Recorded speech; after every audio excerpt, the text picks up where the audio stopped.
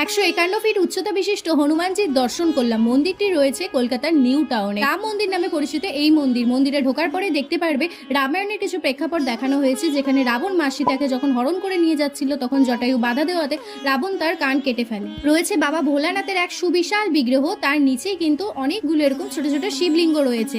আচ্ছা, তোমরা ভাবছো রাম মন্দিরে আসবে কিভাবে? কোনো ব্যাপারই না। উল্টোডাঙ্গা থেকে বাস ধরে চিনার পার্কে নামবে, চিনার পার্ক থেকে ইকো পার্কগামী বাস ধরে ইকো পার্কের 4 নম্বর গেটে নেমে টোটো করে বা 10 মিনিটের হাঁটা পথে তোমরা চলে আসতে পারো এই সুন্দর রাম মন্দির দর্শন করতে।